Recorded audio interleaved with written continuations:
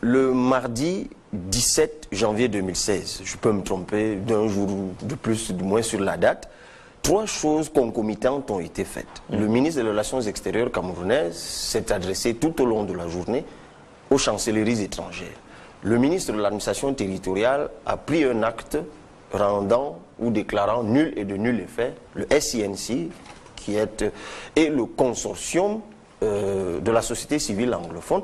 Au même moment, le ministre de la Communication faisait une sortie énergique où il disait les négociations sont closes. Il faisait état de ce que, au bout de plusieurs rounds de négociations, les préalables qui ont été posés par les négociants d'en face, à savoir le fédéralisme et la libération de toutes les personnes qui ont été arrêtées, étaient insusceptibles de faire progresser la négociation. Du coup, l'État allait sortir le muscle désormais, et puis l'État allait frapper. Il a même brandi la loi antiterroriste. Comment vous avez vécu ça? Très mal.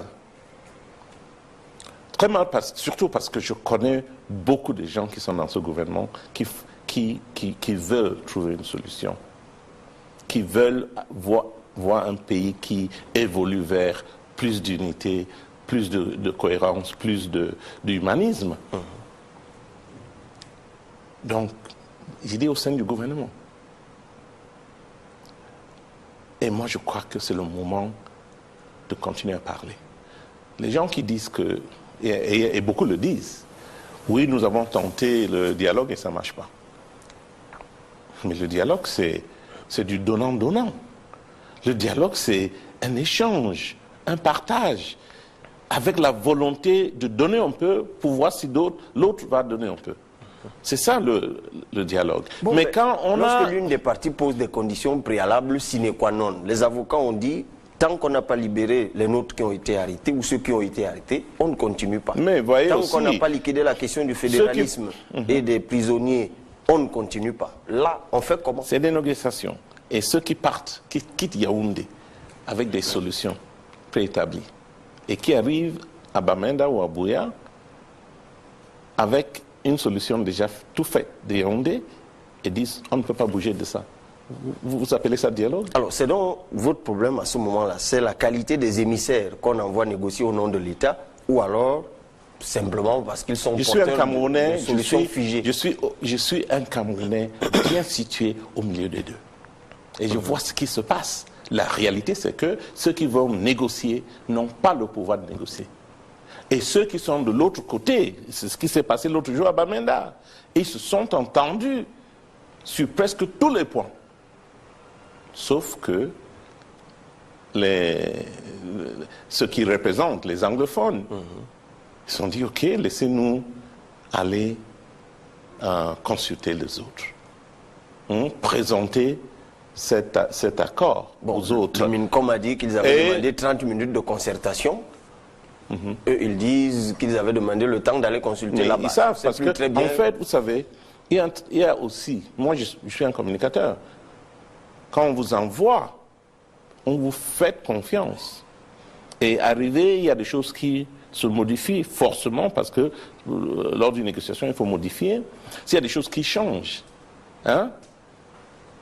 si vous revenez, donnez autre chose, il faut pouvoir l'expliquer.